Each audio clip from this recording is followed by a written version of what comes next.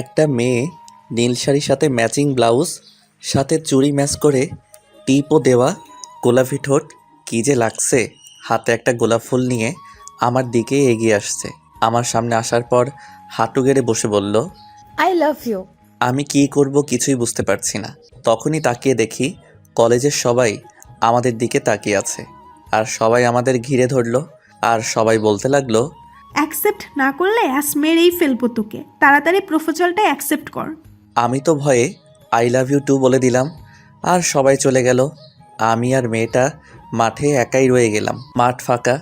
মেয়েটা আমাকে জড়িয়ে ধরলো, আমিও জড়িয়ে ধরলাম। মেয়েটার ঠোঁট যেন আমার দিকেই এগিয়ে আসছে। একটা ঘোরের ভিতর চলে গেলাম। মেয়েটা গোলাপি ঠোঁটটা কাঁপছে, আমার ঠোঁটটাও ওর ঠোঁটের দিকে এগোতে লাগলো। কাছাকাছি চলে আসলাম, কিন্তু আমাদের দুজনের মাঝে কে যেন পানি ঢেলে দিল। ব্যাস, মেয়েটা হারিয়ে গেল। আমি তাকিয়ে দেখি ভাবি আর ভাইয়া মিট মিট করে হাসছে। যা, স্বপ্ন ছিল কি রোমান্টিক সিন। আরে ভাবি, এটা কি করলা? জানো, স্বপ্নে তোমাদের ছোট ভাইয়ের বউ আসছিল, পুরাই একটা পরী।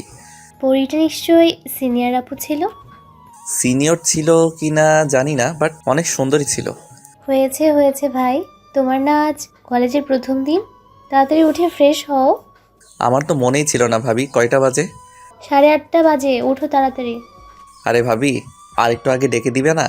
বলেই ওয়াশরুমে দৌড়। ফ্রেশ হতে হতে পরিচয় দিয়ে দেয়, আমি নিলয়।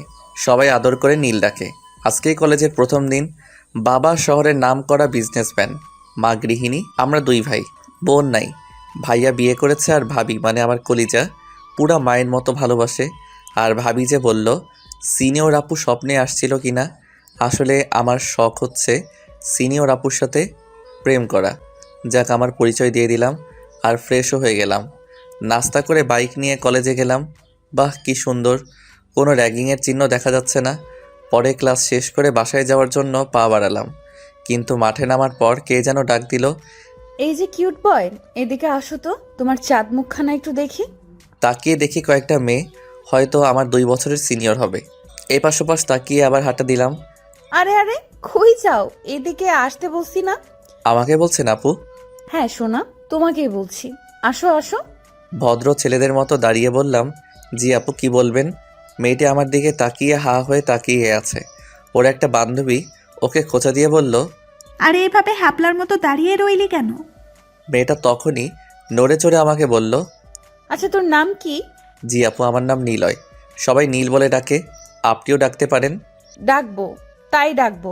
তার আগে তুই আমাকে আপু বলা বাদ দে, নাম ধরে ডাকবি কেমন? কেন নাম ধরে ডাকবো কেন? আপনি আমার বড়, আমি আপু বলেই ডাকবো। ওই চুপ, আমি যা বলছি তাই করবি, ঠিক আছে? তারপর কয়েকটা মেয়ে একটা ছেলেকে আমাদের সামনে নিয়েছিল। পরে আপুটা ছেলেটাকে কান ধরে উঠবস করতে বলল। ছেলেটা বলল, আপু, এইবারের মতো মাফ করে দিন। আমি আর কোনো দিন তানিয়াকে প্রপোজ করব না। তুই কান ধরে উদ্বাস করবি নাকি কেলানি দিব? তো সাহস হয় কি করে জুনিয়র হয়ে সিনিয়রদের প্রপোজ করিস? কান ধরে উদ্বাস কর, না হলে লাঠি পিটা করব। ছেলেটা ভয় পেয়ে তো কান ধরে উঠবস শুরু করে দিছে। আমি তো মনে করেছিলাম র্যাগিং নেই এই কলেজে। এই কলেজে তো মেয়েরা র্যাগিং করে, আর সিনিয়রের সাথে প্রেম অসম্ভব। কি চকলেট বয়, কি ভাবছো? নাম ধরে ডাকবা নাকি ওর মতো কান ধরে উদ্বাস করবা? আচ্ছা আপু, নাম ধরে ডাকবো, কিন্তু আমি তো আপনার নামই জানি না। আমার নাম নীলা, দেখো না কি মিল আমাদের নামে, তাই না? মেয়েটা বলল, হ্যাঁ তাই তো। আচ্ছা আপু, আমি এখন যাই। এই কথা বলাতে মনে হয় মহাভারত অশুদ্ধ করে ফেলেছি। কি, তোকে নাম ধরে ডাকতে বললাম? সরি নীলা, সরি, আর ভুল হবে না। কি ডেঞ্জারাস মেয়ে রে বাবা। আচ্ছা যা, আর কাল থেকে সব সময় আমার সাথে দেখা করে ক্লাস করবি কেমন? মনে যেন থাকে। এখন সোজা বাসায় যাবি, একটুও দেরি করবি না। আচ্ছা বাবা গো, বড় বাচ্চা বেঁচে গেলাম। এক দৌড়ে বাইকের কাছে এসে বাইক নিয়ে দে দৌড়। কি রে নীলা, ছেলেটাকে ছেড়ে দিলি কেন? যাই হোক, ছেলেটা কিন্তু জোস দেখতে, কি কিউট, মনে হয় এখনো পুরা বাচ্চা বাচ্চা লাগিস। নীলা, ছেলেটাকে আমার পছন্দ হয়েছে রে। ওই তোরা নজর দিবি না, এই চিকনা আমার, ওকে দেখে আমি ফিদা হয়ে গেছি রে। তানিয়া, ওকে আমার লাগবে বুঝলি, ওর দিকে কেউ নজর দিবি না, দুলা ভাই হয় তোদের। বাসায় এসে হাঁপাচ্ছি। আরে, আমি তো বাইক নিয়ে আসছি, তাহলে হাঁপাচ্ছি কেন?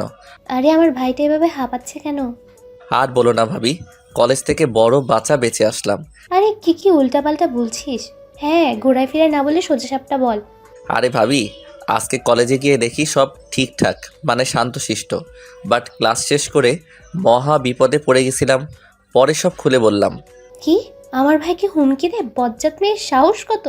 আরে ভাবি বাদ দাও তো, আমার ভীষণ ক্ষুধা লাগছে, খেতে দাও। যাও, ফ্রেশ হয়ে আসো, আমি খাবার দিচ্ছি। খেয়ে দিয়ে দিলাম একটা ঘুম।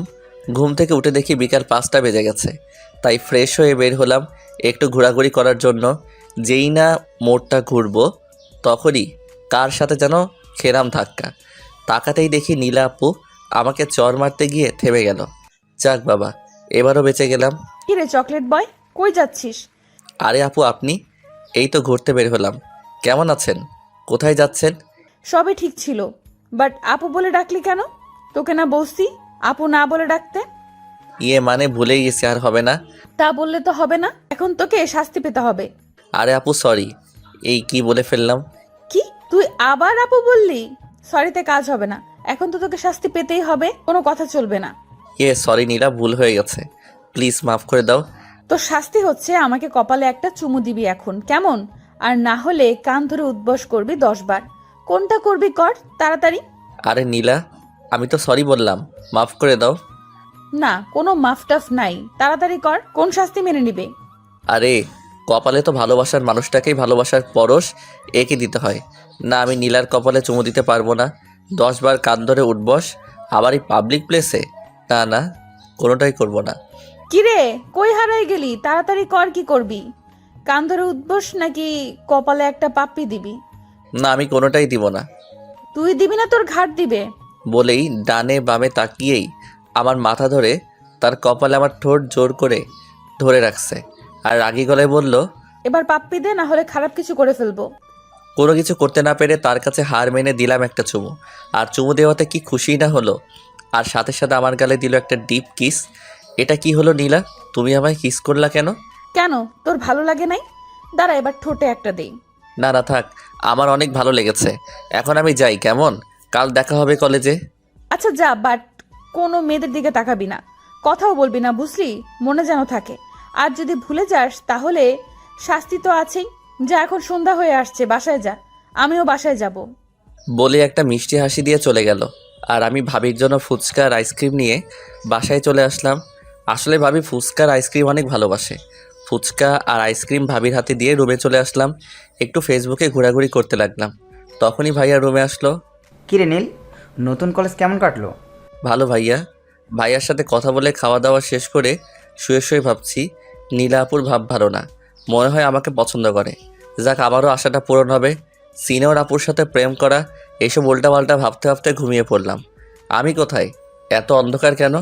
তখনই কে যেন একটা দরজা দিয়ে ভিতরে ঢুকলো, কিন্তু তাকে দেখে কেমন জানি চেনা চেনা লাগছিল। আমার কাছে এসেই তার ঠোঁট আর আমার ঠোঁট মিলিয়ে দিল। বাট কিন্তু পানি এলো কোত্থেকে? চোখ খুলে দেখি ভাবি মগ নিয়ে রাগী লোক নিয়ে দাঁড়িয়ে আছে। চোখ দেখে তো ভয় পেয়ে গেছি। আরে ভাবি, এইভাবে তাকাই আছো কেন? ভয় লাগতেছে। তোমায় কতক্ষণ ধরে ডাকছি, ওঠো না কেন? ঘড়ির দিকে একবার তাকাও, 1 ঘন্টা ধরে ডেকে যাচ্ছি। আমি ঘড়ির দিকে তাকিয়ে দেখি 9টা বাজে।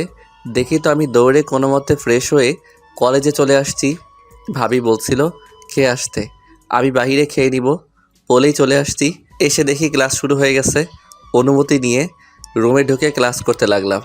এর মাঝেই নীলা এসে হাজির। দরজার সামনে দাঁড়িয়ে স্যারকে বলছে, স্যার, নীলকে একটু দরকার ছিল, যদি একটু নীলকে আসতে দিতেন। আরে নীলামামুনি, তুমি আসতে গেলে কেন? আমার একটা ফোন করতে, আমি নীলকে পাঠিয়ে দিতাম। আরে স্যার, সমস্যা নাই, এখন নীলকে পাঠিয়ে দেন একটু। নীল যাও, নীলা তোমায় ডাকছে। আমি ভাবছি নীলা আসাতে স্যার এইভাবে ঘাবড়ে গেল কেন। পরে বাহিরে আসলাম আর নীলা আমার হাত ধরে টানতে টানতে একটা ফাঁকা রুমে নিয়ে গেল। আমি তো ভয় পেয়ে গেলাম, বাট তাও বললাম, আরে আপু এইখানে নিয়ে আসলেন কেন? যা, মনে হয় ভুল কিছু বলে ফেললাম। কি, তুই তো একটা দোষ করেই আছিস, এখন আবার আপু ডাকলি, ডাবল অপরাধ করে ফেলেছিস। এখন বল কি শাস্তি দেব তোকে? সরি নীলা, কেমনে জানি মুখ ফসকে বের হয়ে গেছে, আর হবে না। দাঁড়া, তোর মুখ যেন না ফসকায় তার ব্যবস্থাই করছি। বলে আমার কাছে এগিয়ে এসে কলার ধরে দিল একটা হ্যাঁচকা টান। এক টানে একদম নীলাপুর গায়ের সাথে মিশে গেলাম। আপুর নিঃশ্বাস আমার মুখের উপর পড়ছে। কেমন জানি একটা নেশায় হারিয়ে যেতে লাগলাম, কিন্তু আপু যে এই কাজটা করবে তার জন্য মোটেও প্রস্তুত ছিলাম না। মানে আমায় কিস করে বসলো, আমার চোখ তো ছানা বড়া হয়ে গেল। কি হলো কিছুই বুঝতে পারলাম না। আপু আমার 3 মিনিট পরে ছেড়ে দিল আর হাঁপাতে হাঁপাতে বলল, আর কোনো দিন মুখ ফসকালে আরও অন্য কিছু করে বসবো। এইদিকে আমার তো কী থেকে কি হয়ে গেল কিছুই মাথায় ঢুকছে না। আমি আপুর দিকে ঘোর লাগা চোখে তাকিয়ে আছি। আপু এটা দেখে আবার কিস দেওয়া শুরু করলো, এমনভাবে কিস করছে যেন অমূল্য সম্পদ ফিরে পেয়েছে। আমার দম বন্ধ হয়ে আসছে আর আপুর ছাড়ার নামই নাই। একটু পরে ছেড়ে দিয়ে বলল, এটা আমার সাথে সকালে না দেখা করে ক্লাসে যাওয়ার শাস্তি। আচ্ছা শাস্তি কি কেউ এইভাবে কিস দেয় নাকি? আপনি তো একটা লুচু মেয়ে। এই লুচুমে বসে তুই কি তাহলে? হ্যাঁ, তুই লুচু ছেলে। না আমি লুচু না। তাহলে তুই আমার সাথে রেসপন্স দিলি কেন? এই এখন কি বলবো না মানে আচ্ছা তুমি বলো, একটা মেয়ে যদি এইভাবে হঠাৎই কিস দিয়ে বসে তাহলে তো সব ছেলেই কন্ট্রোল হারিয়ে ফেলবে, বুঝলা? শুনো, তুমি আর এইভাবে হঠাৎ হঠাৎ কিস করবা না। ওই কি বললি? আমি কিস করব না? তাহলে কে কিস করবে তোকে? হ্যাঁ, ভালো করে শুনে রাখ, আমি তোকে কিস করব। না আপনি কিস করতে পারবেন না। আপনি আমার কি হন হ্যাঁ, যে যখন তখন কিস করে বসবেন? আপনি আর কখনো কিস করবেন না। একমাত্র কিস করার অধিকার আছে আমার বউয়ের, বুঝলেন? কি, তুই বিয়ে করেছিস? আরে না, বিয়ে কেন করব? আমি আপনাকে বোঝাতে চেয়েছি যে কিস করার অধিকার শুধু স্বামী স্ত্রীর মধ্যেই হয়, কিন্তু তার বাইরে আর কারো অধিকার নেই, বুঝলেন? এখন আমায় যেতে দিন তো, বলেই হাঁটা দিলাম। ক্লাসরুমে এসে বসতে না বসতেই আমার ফ্রেন্ড বলে উঠল, কিরে নীল, নীলা আপুর সাথে কি তোর ঝামেলা হয়েছে নাকি? না ঝামেলা হবে কেন? না মানে আজকে তোকে যেভাবে ক্লাস থেকে নিয়ে গেল, মনে তো হলো আজকে তোর শেষ দিন ছিল। জানিস নীলার ভাই এই শহরের সবচেয়ে বড় মাফিয়া, তাই কেউ নীলার দিকে তাকায় না, সবাই নীলা আপুকে অনেক ভয় পায়। শোন, তোর সাথে যদি নীলার কোনো ঝামেলা থাকে তাহলে মিটিয়ে নে। আরে না, তুই শুধু শুধু ভয় পাচ্ছিস। নীলার সাথে আবার কোনো ঝামেলা হয় নাই, তাই তো বলি স্যার এত ঘাবড়ে গেলেন কেন? যাই হোক, আমি ডরাই না। আমারও কি কম পাওয়ার আছে নাকি? আর নীলার ভাবসাব তো বলে দেয় আমাকে নীলা ভালোবাসে, তো আমাকে কোনোভাবে ক্ষতি করবে না। পরে ক্লাস করে বাসায় চলে আসলাম। বাসায় এসে ভাবিকে খাবার দিতে বলে রুমে চলে আসলাম ফ্রেশ হয়ে খাবার খেয়ে ভাবির সাথে গল্প করতে লাগলাম। এর মধ্যেই মা এসে হাজির। কি দুই ভাই বোনের মাঝে কি আলাপ চলছে? আমিও শুনি, বল আমায়। না কিছু না, এমনি গল্প করছি। তখনই মা বলল যে, নীল, তোকেও এখন বিয়ে দিয়ে দিব, তাহলে আমার 2টা মেয়ে হয়ে যাবে, তখন অনেক ভালো হবে, তাই না বৌমা? হ্যাঁ মা, নীলকে বিয়ে দিয়ে দেন, তাহলে অনেক ভালো হবে।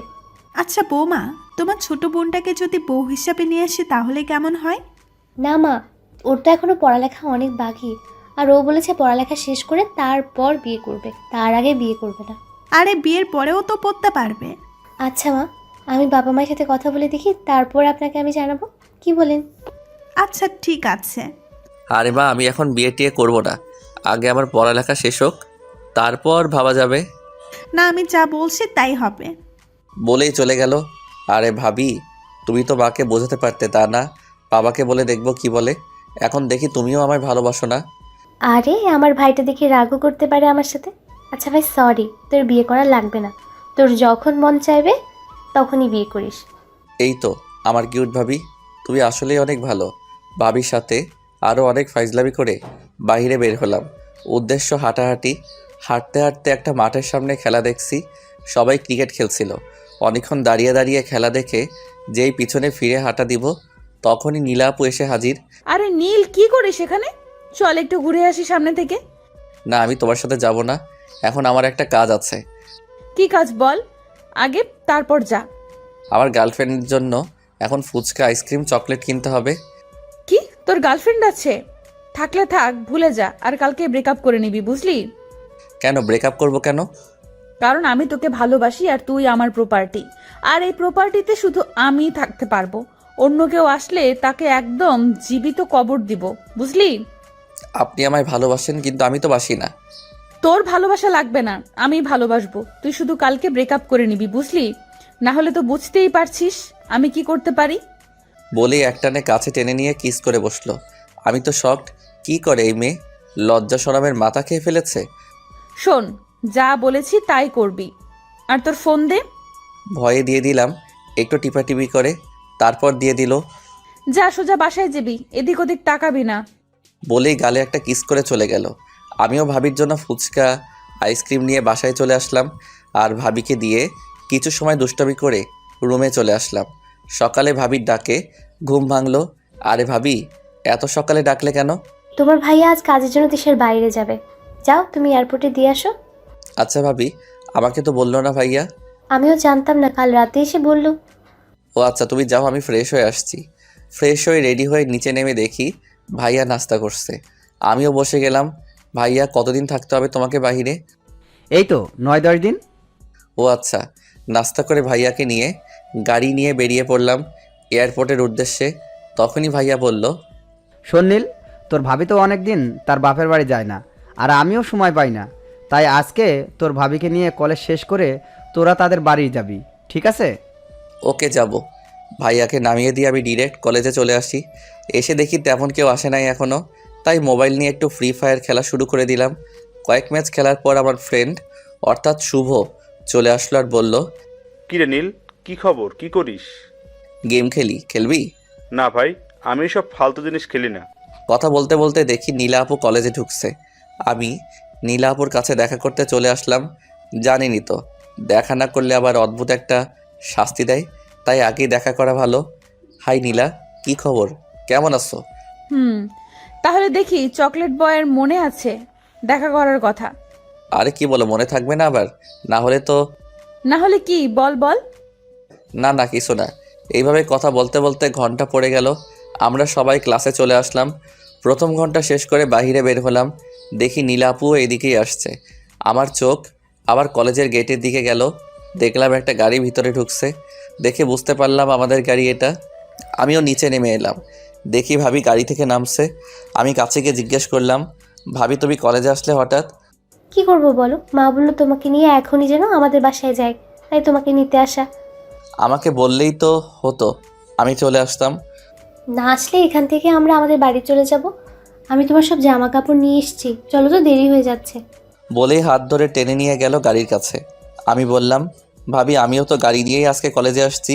আচ্ছা, ড্রাইভারকে বলে দেই গাড়িটা নিয়ে বাসায় যাক, আর আমরা এটা নিয়ে চলে যাই, কেমন? আচ্ছা চলো। এখন আমি ড্রাইভারকে চাবি দিয়ে ভাবির সাথে চলে আসলাম তাদের বাসায়। ওইদিকে নীলা দেখলো আর ভাবলো হয়তো এই মেয়েটাই আমার গার্লফ্রেন্ড, মানে ভাবিকে ভুল বুঝলো আর বলল, তোকে বলেছিলাম না ব্রেকআপ করে নিতে, তুই করলি না। তবে আমিও আমার জিনিস আদায় করে নিব। এই নীলা, এমন কোনো জিনিস নেই যে চাওয়া মাত্র পাইনি, আর তোকেও আমি পেয়ে যাব। তোকে না পেলে আমি নিজেকে শেষ করে দিব। বলেই কাঁদতে কাঁদতে বাসায় চলে গেল। এইদিকে আমি ভাবিদের বাসায় এসে রুমে বসে বসে ফ্রি ফায়ার খেলছি। এমন সময় ভাবির বোন মানে জান্নাত আমাকে যে রুমে দেওয়া হয়েছে সেই রুমে আসলো আর টেবিলে হাতাহাতি করতে লাগলো। তাদের বাড়ি, যা ইচ্ছা করছে করুক, আমার কি। আমি একবার জান্নাতের দিকে তাকিয়ে আবার গেম খেলায় মনোযোগ দিলাম। তখনই জান্নাত বলে উঠল, আরে আপনি তো বেশ বোরিং একটা লোক। মানে বুঝলাম না, কি বলতে চাচ্ছেন? আপনি আমাকে দেখার পরও কথা বললেন না কেন? কেন আপনাকে দেখে আমার কথা বলতে হবে? কে আপনি? না মানে আপনাকে খেতে ডাকছে আপু, তাই ডাকতে আসলাম। তো এটা বললেই তো হতো, কী সব উল্টাপাল্টা বলছিলেন। বলেই চলে আসলাম। কি ভাব, ভাব বের করব বলে দিলাম। হ্যাঁ ভাবি বলো, ডাকছিলে আমায়? খেতে বসো। দেখি সবাই বসে আছে, আমিও বসে পড়লাম। খেয়ে দে আবার রুমে এসে শুয়ে পড়লাম। আর নীলা আপুর কথা ভাবছি। নীলা আপু কি আমাকে ভালোবাসে? এইসব আউল ফাউল ভাবতে ভাবতে রাতে গভীর ঘুমে পা বাড়ালাম। ঘুম ভাঙলো কারো চুরির শব্দে, মানে জান্নাত আমার কানের কাছে তার হাত ঝাঁকিয়ে চুরির পরে শব্দ করছে। আমি চোখ খুলে বললাম, কি শুরু করলেন আপনি? কি করেছি আমি? এই যে এত সকালে আমার আরামের ঘুমটা ভাঙালেন। জানেন আমার সিনিয়র গার্লফ্রেন্ডের সাথে কি রোমান্টিক স্বপ্ন দেখছিলাম। মানে সিনিয়র গার্লফ্রেন্ডকে আর আপনি প্রেম করেন? আরে তেমন কিছু না। উঠুন, এখন নাস্তা করতে হবে আর আমার সাথে আমার কলেজে যেতে হবে, বুঝলেন? নাস্তা না হয় করলাম, কিন্তু আপনার কলেজে কেন যাব? না এমনি আপনাকে একটু ঘুরিয়ে দেখাবো আমাদের কলেজটা কেমন। এবার তাড়াতাড়ি উঠে ফ্রেশ হয়ে নিচে আসুন। আপনি যান, আমি আসছি। ফ্রেশ হয়ে নিচে নেমে নাস্তা করে জান্নাতের সাথে তার কলেজে আসলাম। কেমন লাগছে আমাদের কলেজ? ভালোই, পরিবেশ ভালো লাগলো। চলেন, আজ আর ক্লাস করবো না, ঘুরবো। ওকে চলেন। ঘোরাঘুরি করে বাসায় চলে আসলাম আর ভাবিকে বললাম, ভাবি আমার আর এখানে ভালো লাগছে না, বাসায় যাবা কবে? কেন, কালকেই তো আসলাম আর তুমি এসব বলছো? আর কয়েকদিন থেকে তারপর না হয়ে যাব। ঠিক আছে, তুমি যা বলবা তাই। আমি রুমে গেলাম। ফ্রেশ হয়ে আসো, আমি খাবার দিচ্ছি। আচ্ছা। আমি ফ্রেশ হয়ে টাওয়েল পরেই ফোন টিপছিলাম, ঠিক তখনই জান্নাত নক না করে রুমে আসলো আর আমাকে দেখে দিল এক চিৎকার। আমিও ওর সাথে সাথে দিলাম চিৎকার। পরে আমি প্যান্ট আর একটা শার্ট নিয়ে ওয়াশরুমে দিলাম দৌড়। কাপড় পরে বের হয়ে দেখি রুম ফাঁকা। যাক বাবা, বাঁচা গেল। নিচে গিয়ে দেখি জান্নাত টেবিলে বসে খাবার খাচ্ছে, কিন্তু আমি কি করে ওর সামনে যাব ভেবে পাচ্ছি না। তখনই ভাবি বলল, নীল, খেতে বসো। না মানে বসছি। কোনো মতে খেয়ে আবার রুমে এসে গা এলিয়ে দিলাম খাটে। আর তখনই নীলাপুর কথা মাথায় আসলো, যে পাগলি মেয়ে আমায় ভালোবাসে ঠিকই বলতে পারছে না। আমিও যে পাগলিটাকে অনেক ভালোবেসে ফেলেছি। আর দেরি করা যাবে না, ও বলুক আর না বলুক, এখান থেকে গিয়েই আমার মনের কথাটা বলে দিব। কয়েকদিন ভাবিদের বাসায় থেকে চলে আসলাম ঠিকই, কিন্তু কলেজে যাই নাই। একদিন আমি রাস্তা দিয়ে হাঁটছি, তখনই দেখি নীলা আপু আসছে, কিন্তু আমার দিকে একবার তাকিয়ে আবার পাশ কাটিয়ে চলে গেল। আমি বেশ অবাকই হলাম যে মানুষটা আমাকে দেখলে কত প্রশ্ন শুরু করে দিত, কিন্তু আজ আমাকে পাশ কাটিয়ে চলে গেল। কেমন যেন বুকের ভিতরটা চিনচিন করে উঠল। মনটা খারাপ করেই বাসায় চলে আসলাম আর রাতে না খেয়ে ঘুমিয়ে পড়লাম। পরদিন ভাবির ডাকে ঘুম ভাঙলো। এই যে আমার মিষ্টি ভাইটা, তাড়াতাড়ি ঘুম থেকে উঠুন, কলেজে যেতে হবে তো। ভাবি যাও, আমি ফ্রেশ হয়ে আসছি। আজকে কেন যেন বাইক নিতে মন চাইলো না, তাই রিক্সা করে কলেজে চলে আসলাম, কিন্তু নীলা আপুকে দেখতে পেলাম না। পুরো ক্যাম্পাস খুঁজেও পেলাম না, তাই মন খারাপ করে ক্লাসে চলে আসলাম। কোনো মতে ক্লাস করে বের হয়ে হেঁটে হেঁটে বাড়ি যাচ্ছি, তখনই একটা কালো গাড়ি আমার সামনে এসে দাঁড়ালো আর কয়েকজন লোক দেখে মনে হচ্ছে বডিগার্ড হবে। আমি কিছু বলতে যাব, তখনই একজন আমার নাক বরাবর একটা স্প্রে করলো আর আমার মুহূর্তেই যেন ঘুম চলে আসলো। আমি আর দাঁড়াতে পারছি না, পড়ে যাচ্ছি। আর মনে নাই, চোখ খুলে দেখি আমি একটা অন্ধকার ঘরে একটা বিছানার পাশে একটা চেয়ারে বাঁধা অবস্থায় বসে আছি।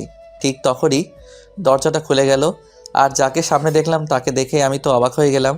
দেখলাম নীলা ভিতরে ঢুকছে, সাথে 10 থেকে 20 জন লোকও আছে, সবাই বডিগার্ড টাইপ পোশাক পরে আছে। আর নীলা প্রায় দৌড়িয়েই আমার কাছে চলে আসলো আর ওই লোকদেরকে বলল, ইডিয়েট, ওকে এইভাবে বেঁধে রাখছে কে? ম্যাম, আমি বেঁধেছি। নীলা তখনই লোকটাকে একটা চড় মেরে বলল, এই, তোকে না বলেছি নীলকে এই বিছানায় শুয়ে রাখতে? কেন বেঁধে রাখলি? হ্যাঁ, নীলের কষ্ট হচ্ছে না? সরি ম্যাম, আসলে আমি মনে করেছিলাম যদি ছেলেটার জ্ঞান ফিরে তাহলে হয়তো পালিয়ে যাবে, তাই বেঁধে রেখেছি। উফ, এত কথা বাদ দিয়ে নীলকে তাড়াতাড়ি খোল বলছি। ইস, কতই না কষ্ট পাচ্ছে। জি ম্যাম, খুলে দিচ্ছি। আমাকে বাঁধন খুলে দিয়ে লোকটা সরে গেল আর নীলা আমাকে জড়িয়ে ধরে কপালে গালে চুমু দিতে লাগলো আর বলতে লাগলো, এই নীল, তুমি কি বেশি কষ্ট পাইছো? প্লিজ জান, আমায় মাফ করে দাও। আমি তোমাকে কষ্ট দিতে চাই নাই, সত্যি বলছি। এই খাটটার উপর একটু বসো, আমি খাবার আনছি। তোমাকে তো অনেক সময় এখানেই নিয়ে আসছি। সব কথা একদমই বলল। তার মানে আপনি আমাকে কিডন্যাপ করেছেন? বাহ নীলাপু, আপনার ভাব দেখে মনে হয়েছিল আপনি আমায় পছন্দ করেন, কিন্তু আমি জানি না আপনার সাথে আমার বা আমার পরিবারের কোনো শত্রুতা আছে কিনা। সো এখন কি করতে চান আপনি? আমায় মেরে ফেলবেন? মারেন, কোনো সমস্যা নাই, মারেন মারেন, কিলমি। নীল প্লিজ, আমাকে ভুল বোঝো না, আসলে আমি তোমাকে সত্যিই ভালোবাসি। ভালোবাসেন তাহলে এসব কি আমাকে এখনে কেন নিয়ে আসলেন? এই আপনার ভালোবাসা ছিল নীলাপু? আমি যখন আপনি করে আর আপু বলে ডাকছিলাম, তখন নীলাপু কেমন যেন একটা ভাব, মানে দেখে মনে হচ্ছে অনেক কষ্ট পাচ্ছে আর রাগও হচ্ছে। তখনই নীলা বডিগার্ডদের বলল, আপনারা এখন বাইরে যান তাড়াতাড়ি। ওদের মধ্যে থেকে একজন বলে উঠল, ম্যাম, আপনাকে যদি কিছু করে ফেলে এই ছেলে, তখন স্যার তো আমাদের কাউকে ছেড়ে দিবে না। ওফো, তোমরা এত কথা বলো কেন? এখন আমার চোখের সামনে থেকে যাও বলছি, তাড়াতাড়ি। চিল্লাতে চিল্লাতে বলল। নীলাকে দেখেই মনে হচ্ছে ওদের এখনই কাঁচা চিবিয়ে খাবে। ওকে ম্যাম, যাচ্ছি। বলেই সবাই চলে গেল। নীলা দরজাটা লাগিয়ে দিল আর লাইট অন করলো। আমার সামনে এসে কান ধরলো আর বলল, নীল প্লিজ, আমাকে ভুল বোঝো না। আমি সত্যিই তোমাকে এইভাবে এখানে আনতে চাইনি। আমি জানি তোমার অনেক কষ্ট হয়েছে এখানে থাকতে। আচ্ছা ভালো কথা, বুঝলাম আপনি এখানে আমাকে ইচ্ছা করে আনেন নাই। তো কিসের জন্য আমায় এইখানে আনলেন? শুনো নীল, আমি তোমাকে আমার জীবনের চাইতেও বেশি ভালোবাসি। আর তুমি কি না অন্য একটা মেয়ের সাথে রিলেশন করে বেড়াচ্ছ? আমি তো তোমাকে বলেই দিয়েছিলাম যে তুমি যদি ওই মেয়েটার সাথে ব্রেকআপ না করো তাহলে আমি যে উল্টাপাল্টা কাজ করে বসবো। তাই আমি তোমাকে এখানে ধরে আনছি। ছি নীলা আপু, আমি তোমাকে ভালোবাসি না নীলা আপু, বুঝলে? এখন আমাকে এখান থেকে যেতে দিবে নাকি মেরে ফেলবে? ভাব নিয়ে বললাম। আসলে নীলার চেহারা দেখে আর ওর রাগ দেখে এখন আমারই ভয় করছে। কি তুই ভালোবাসবি না? তোর ঘাড় আমাকে ভালোবাসবে। বলেই দিল একটা কিস। আমি ছাড়ানোর চেষ্টা করছি বাট পারছি না, কারণ আমার মাথার চুল খামচি মেরে ধরে রাখছে। আর ছাড়ানোর চেষ্টা করলেই চুল ধরে টান দেয়। এইভাবে 3 মিনিট ধরে রাখছিল। আমার দম বন্ধ হয়ে যায় অবস্থা। আরে নীলা আপু শুনেন, আমি না আপনাকে বলেছিলাম এইসব কিস টিস স্বামী স্ত্রীর মাঝে দেওয়া হয়? আপনি আসলেই একটা লুচু মেয়ে। স্বামী স্ত্রী না, দাঁড়া, তোমাকে আজকেই বিয়ে করব, একটু সময় দাও বাবু। বলেই কাকে যেন ফোন দিল আর বলল, ভাইয়া আমি তোমাকে একটা লোকেশন দিচ্ছি, তুমি তাড়াতাড়ি কাজে নিয়ে এখানে চলে আসো তাড়াতাড়ি। মানে কাজী কেন আনবে এখানে? কিছুই তো বুঝতে পারছি না। বাবু তোমার বোঝা লাগবে না, একটু পরেই সব ক্লিয়ার করে দিব, কেমন? দেখেন নীলা আপু, আমার বাবা এসব কিছু যদি জানতে পারে তাহলে পুরো শহর কিন্তু তছনছ করে ফেলবে। এই তোকে কতবার বলতে হবে তুমি করে ডাকতে? শোন, শুনে রাখ, আজই আমার আর তোর বিয়ে হবে। তারপর সব অধিকার কেমনে নিতে হয় আমিও দেখে নিব। আর তোর বাবা আমাদের খুঁজেই পাবে না, কারণ তোর মোবাইল আমি অফ করে রেখেছি, আর মোবাইলটাও আমার কাছেই। তো সব চিন্তা ভাবনা বাদ দিয়ে বিয়েটা করে ফেলো আমাকে লক্ষ্মী ছেলের মতো, কেমন সোনা? আমি জীবনেও বিয়ে করব না। আপনা বলতে না দিয়ে, তুমি করে বলো বলছি। ও আচ্ছা, তোমাকে জীবনেও আমি বিয়ে করব না। আর তখন নীলার ফোন বেজে উঠল আর নীলা বলল, একটু দাঁড়াও আমি আসছি। বলেই দরজার দিকে চলে গেল আর দরজাটা খুলে দিল। দেখলাম একজন লোক আর একটা হুজুর আসছে। আমার বুঝতে বাকি নাই যে লোকটা নীলার ভাই। তারা আমার কাছে আসলো আর লোকটা আমাকে দেখে মুচকে হাসি দিল আর নীলাকে উদ্দেশ্য করে বলল, নীলা বোন আমার, তোর দেখি পছন্দ আছে বলতে হবে। ছেলেটা একদম কিউট আর পিচ্ছি পিচ্ছি ভাব। ভাইয়া আর বলো না তো, আমার লজ্জা লাগে। যাক বাবা, এই মেয়ে নাকি লজ্জা পায়। হয়েছে, আর লজ্জা পেতে হবে না। তো কাজী সাহেব বিয়ে পড়ানো শুরু করেন। না, আমি বিয়ে করব না আপনার বোনকে। আরে কি যেন নাম? ও হ্যাঁ, নীল। দেখো বিয়ে করবে কি না আমি জানি না, তো আমার বোন তো তোমাকে ঠিকই বিয়ে করেই ছাড়বে, বুঝলে? শোনো নীলা, তুই এখন কিভাবে ওকে রাজি করবি তোর ব্যাপার। কাজী সাহেব আপনারা বিয়ে পড়ানো শেষ হলে আমাকে ডাক দিয়েন, কেমন? আমি এখন বাইরে থেকে একটু ঘুরে আসি। আর নীলা, এই ছুরিটা রাখ, কাজে দিবে। Bye, best of luck my dear sister. ভাইয়া তুমি রিল্যাক্সে বাহির থেকে একটু ঘুরে আসো, কেমন?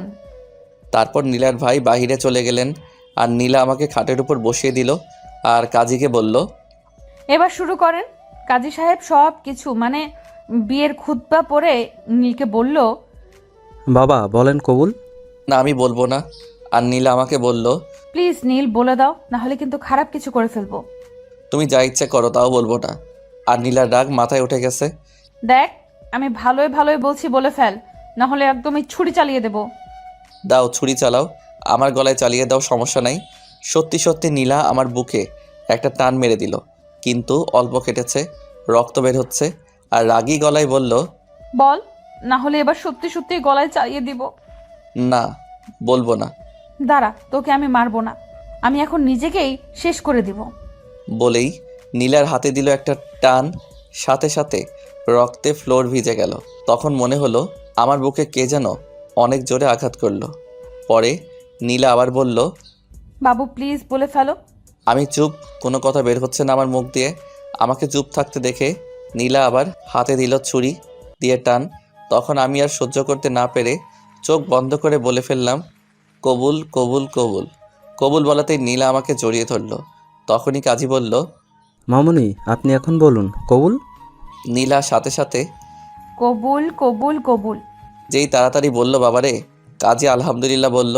ওইদিকে নীলা আস্তে আস্তে জোরে একটা চিৎকার দিল আর বলল, নীল তোমার অনেক কষ্ট হচ্ছে তাই না বাবু, একটু দাঁড়াও। বলে একজনকে ডাক দিল। সাথে সাথে একটা বডিগার্ড চলে আসলো আর বলল, আর নীলা বলল, এখনই ফার্স্ট এড বক্সটা নিয়ে আসুন। লোকটা চলে গেল। আর নীলা আমার বুকের কাটা অংশে হাত দিয়ে কান্না করছে আর বলছে, দেখো নীল, আমি কত খারাপ তাই না, তোমাকে কষ্ট দিচ্ছি। এইদিকে নীলার হাত দিয়ে যে রক্ত পড়ছে তাতে ওর কোনো খেয়ালই নাই। সে আমাকে নিয়ে ব্যস্ত হয়ে পড়ে আছে, কিন্তু আমি ওর সাথে কোনো কথাই বলছি না। বডিগার্ড ফার্স্ট এইড বক্স নিয়ে আসলো আর নীলা বক্সটা নিয়ে আমার বুকে ব্যান্ডেজ করতে লাগলো, কিন্তু নীলার হাত দিয়ে রক্ত পড়েই চলেছে। তাই আমি ওর হাত ধরে তুলা আর স্যাভলনটা কেড়ে নিলাম, নিয়ে নীলার হাত ওয়াশ করতে লাগলাম। আর নীলা আমার দিকে এক নজরে তাকিয়ে আছে। আমি ব্যান্ডেজ করে নীলাকে বললাম, এখন আমাকে বাড়িতে যেতে দাও প্লিজ, আর পাগলামো করো না। আমার মা বাবাকে তুমি চিনো না, হয়তো এতক্ষণে পুরা শহরটা তছনছ করে ফেলেছে। তখনই নীলার ভাই চলে আসলো আর বলল, কোনো চিন্তা করিও না, তোমার বাবা মা এখন রিল্যাক্সে ঘুমাচ্ছে। মানে ঘুমাচ্ছে মানে কি? আসলে আমি তাদেরকে ম্যানেজ করে ফেলেছি। মানে তোমাকে যখন আমার বোন এখানে তুলে নিয়ে আসে, আমি তখন তোমাদের বাসায় যাই তোমার আর নীলার বিয়ের কথা বলতে। কিন্তু নীলা যে তোমাকে তুলে এখানে নিয়ে আসছে আমি তা জানি না। আমাকে ফোন দিয়ে বলে তোমাকে এখানে নিয়ে আসছে, আরও বলে তুমি নাকি অন্য একটা মেয়েকে ভালোবাসো। তখন নীলা একটা প্ল্যান করে, তোমার মাকে যেন আমি বলি তুমি নীলাকে আর আমাকে দুজনকে ভালোবাসো, আর নীলার আজ বিয়ে, তাই তুমি নীলাকে নিয়ে পালিয়েছো। আমিও নীলার কথাগুলো তোমার মাকে বলি। আমি মনে করেছিলাম তোমার মা হয়তো রেগে যাবে, কিন্তু না, তোমার মা 2 হাত তুলে দোয়া করতে লাগলেন যে, হে আল্লাহ, তুমি এতদিন পর আমার ছেলেটাকে একটু চালাক বানালে। আল্লাহ আমার ছেলে আর আমার বৌমা যেন সহি সালামতে থাকে। তুমি আমার ছেলের বউ আর আমার ছেলেটাকে একটু দেখে রাখিও, আমিন। আমি তো তোমার মায়ের কথা শুনে অবাক। কি বলে তোমার মা? তারপর তোমার মা তোমার বাবাকে ফোন দিয়ে বলে তোমার অ্যাকাউন্টে যেন টাকা পাঠিয়ে দেয়, আর বলে তুমি নাকি বিয়ে করেছো। মানে সব খুলে বলে। তোমার বাবাও হয়তো অনেক খুশি।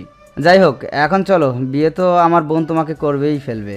চলো এখন বাসায় চলো, তোমাদের বাসর সাজানো হয়েছে। বাসন মানে? আরে পাগল, বিয়ে হয়েছে না, বাসর করতে হবে তো। তখন নীলা বলে উঠল, ভাইয়া আমার কিন্তু লজ্জা লাগছে। আমি নীলার দিকে তাকিয়ে দেখি নীলার মুখ লাল হয়ে গেছে লজ্জায়। মনে মনে ভাবছি, বাসর না, চলো আগে তোমার বাসর আমি বের করব। তখনই নীলা বলল, কি এত ভাবছো? চলো বাসায় যেতে হবে। আমি নীলার কথা ভাবনা থেকে বের হয়ে বললাম, আচ্ছা চলো। আমি বাহিরে বের হয়ে তো অবাক, দেখে অনেকগুলো গাড়ি আর একটা গাড়ি ফুল দিয়ে অনেক সুন্দর করে সাজানো। আমাকে আর নীলাকে সাজানো গাড়িতে বসিয়ে দিয়ে নীলার ভাই অন্য একটা গাড়িতে বসলো আর গাড়ি চলতে শুরু করে দিল। নীলা আমাকে বলল, সরি নীল, কেন? তোমাকে এইভাবে বিয়ের করার জন্য। আসলে তোমাকে হারানোর ভয় একটু বেশি হচ্ছিল, তাই প্লিজ নীল, তুমি ওই মেয়েটাকে ভুলে যাও। দেখো আমি তোমাকে অনেক ভালোবাসবো। আমি বললাম, জীবনেও না, আমি কখনো তোমাকে স্বামীর অধিকার দিব না তোমায়। আর নীলা তখনই বলে উঠল, দেখা যাবে, বাসায় চলো আগে। কার অধিকার কে কিভাবে আদায় করার সে নিজেই আদায় করবে। বলেই একটানে কাছে এনে কিস করে দিল। ছি নীলা, তুই সবসময় এত কিস করো কেন? ড্রাইভার আছে না গাড়িতে? তো কি হয়েছে? তুমিই তো বলেছিলে স্বামী স্ত্রী একে অপরকে কিস করতে পারবে, তাই তো তোমাকে বিয়ে করেই ফেলেছি।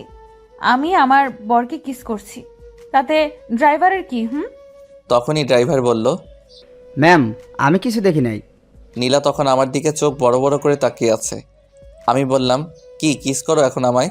করবে না? করো করো। মজা নিচ্ছ?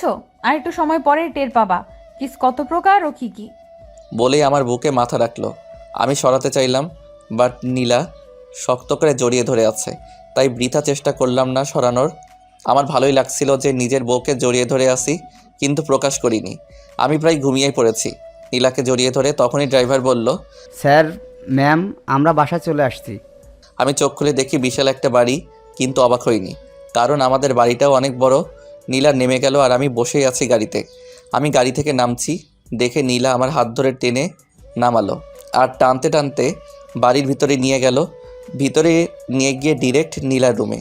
ও মা, রুমে এসে দেখি রুম সাজানো, দেখে রাগও উঠলো। তাই নীলাকে বললাম, এসব কি? কেন দেখছো না বাসর ঘর? আচ্ছা দাঁড়াও। বলেই আলমারি খুলে একটা শেরওয়ানি আনলো আর বলল, এটা পরে নাও। হাতে ধরিয়ে দিয়ে আবার আলমারি খুলে একটা লাল শাড়ি বের করলো। আমি শেরওয়ানি হাতে নিয়েই দাঁড়িয়ে আছি। তখন বলল, পরবে না, দাঁড়াও। বলে বডিগার্ড বডিগার্ড বলে চিৎকার করা শুরু করলো। তখনই 2 জন লোক চলে আসলো আর নীলা তাদের বলল, তোমরা নীলকে সাজিয়ে দাও, আমি ভাবির কাছ থেকে শাড়ি পরে আসি। আমি এসে যেন দেখি নীলকে সাজানো হয়েছে। বলেই চলে গেলে এই মেয়ে সবসময় আমাকে মাইন্ডকার চিপায় ফেলে দিয়ে নাচতে নাচতে চলে যায়। তখনই বডিগার্ড একটা বলে উঠল, স্যার প্লিজ পড়ে নেন, না হলে আমরা কিন্তু জোর করে পড়িয়ে দেব। না আমি পড়বো না, তোমরা যাও এখন এখান থেকে। সরি স্যার, পারবো না, ম্যামের অর্ডার আছে। আপনাকে না সাজিয়ে আমরা কোথাও যাব না। বলেই একজন আমার 2 হাত খপ করে ধরে ফেললো, আর আরেকজন শেরওয়ানিটার ভাঁজ খুলতে লাগলো। তখন আমি বললাম, তোমরা বাহিরে যাও, আমি রেডি হচ্ছি, কেমন? এ তো স্যার আপনি আসলে একটা বুদ্ধিমান লোক। বলেই দুজনেই বাহিরে চলে গেল। কিছু করার নাই, আমি ফেসে গেছি, সব পরে নিলাম। গিয়ে আয়নার সামনে দাঁড়ালাম। বাহ, সুন্দর লাগছে তো। নীলা এমনিতেই পাগল হয়েছে, আবার আমার এই সাজে দেখলে মনে হয় আজ রাতে কিছু একটা করবেই। তখনই দরজায় খটখট শব্দ গিয়ে দরজাটা খুলে দিলাম। দেখি নীলা শাড়ি পরে দাঁড়িয়ে আছে। আমি নীলাকে দেখে আবার ক্রাশকে বসলাম। নীলাও আমার দিকে হাঁ করে তাকিয়ে আছে। ঘোর ভাঙলো নীলার ভাবির কাশিতে। নীলার ভাবি বলল, এইভাবে তাকানোর সময় আরও পাবে, এখন খাবারটা খেয়ে নাও। নীলার হাতে খাবার দিয়ে মুচকে একটা হাসি দিল। তখন নীলা ভাবিকে বলল, সব ঠিক মতো দিয়েছো তো ভাবি? তখন নীলার ভাবি নীলার কানে কানে কি যেন বলল, আর নীলা লজ্জা পেয়ে ভাবিকে বলল, যাও তুমি, তুমি না ভাবে অনেক শয়তান। হয়েছে হয়েছে, একটু পরেই বুঝবি কে শয়তান। বলেই আবার একটা হাসি দিয়ে আমার গাল টেনে দিল আর বলল, ভাই, আমার বোনটাকে আজ একটু শয়তানি শিখিয়ে দিও কেমন? আর শোনো, তুমি না অনেক কিউট, তোমার গালটা এত নরম কেন? তখন নীলা বলল, ভাবি তুমি আমার বরের উপর নজর দিও না তো, তুমি তোমার বরকে সামলাও গিয়ে এখন। এদের ননদ ভাবির কথা শুনে লজ্জায় মাটির নিচে চলে যেতে মন চাইছিল। যাই, তোর ভাইকে একটু দেখি গিয়ে কি খবর। বলেই আবার আমার কানের কাছে এসে কানে কানে বলতে লাগলো, ভাই, বিড়ালটা ভালোভাবে মারবে কেমন? তখনই নীলা ভাবিকে বলল, ভাবি তুমি নীলের কানে কানে কি বললা? না বোন, কিছু বলি নাই। বলে একটা হাসি দিয়ে চলে গেল। তখনই নীলা আমার হাত ধরে ভিতরে নিয়ে গেল আর বলল, এখন খাবারটা আগে খেয়ে নাও তো। বলেই আমার মুখের সামনে একটা লোকমা তুলে দিল। আমি বললাম, খাবো না, আমি কিছুই খাবো না। নীলার চোখ নিমিষেই লাল হয়ে গেল আর আমিও ভয় পেয়ে গেলাম। আচ্ছা আচ্ছা দাও, খাচ্ছি। ভয়ে ভয়ে নিলাম, আর অনেক ক্ষুধাও লেগেছিল, সারাদিন খাওয়া নাই। পরে নীলা পানি খাইয়ে দিল। খাবার খাওয়ার পর থেকে কেমন জানি গরম লাগতে শুরু হলো। ক্রমশ নীলার উপর নেশা লাগা একটা ঘোর কাজ করা শুরু করে দিল। তখনই নীলা আমাকে জড়িয়ে ধরলো। আমার পুরা হুঁশ আছে, কিন্তু নিজেকে কন্ট্রোল করতে পারছি না। না চাওয়া সত্ত্বেও নীলার উপর ঝাঁপিয়ে পড়লাম। প্রথমে ঠোঁটে কিস করলাম, তারপর ঘাড়ে। বুঝতে পারছি দুইজনেরই নিঃশ্বাস ঘন হয়ে যাচ্ছে। এ যেন এক অন্যরকম একটা ফিলিংস দুজনের। হারিয়ে গেলাম এক সুখের সাগরে। হোক না ভালোবাসার পূর্ণতা। সকালে ঘুম ভাঙলো ঠোঁটে কারোর নরম স্পর্শে। চোখ খুলে দেখি নীলা কিস করছে। আমিও তার সাথে সাড়া দিতে লাগলাম। কত সময় ছিলাম বলতে পারবো না। নীলা আবারও আমার দিকে দুষ্ট চাহনিতে তাকিয়ে আছে আর মিটমিট করে হাসছে। নীলার গালটা একেবারে লাল হয়ে আছে দেখেই বোঝা যাচ্ছে লজ্জার সাথে সে অনেক যুদ্ধ করছে।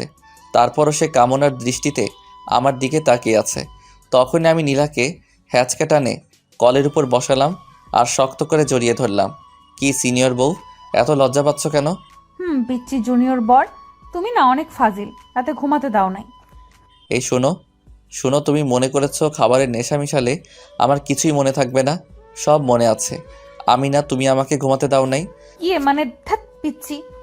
বলেই বুকে মুখ লুকালো। আমি মুখটা তুলে কিছুটা সময় তাকিয়ে থাকলাম, আবার ঘোর কাজ করা শুরু করে দিল। নীলার ঠোঁটটা আবার নিজের ঠোঁটের সাথে মিশিয়ে নিলাম।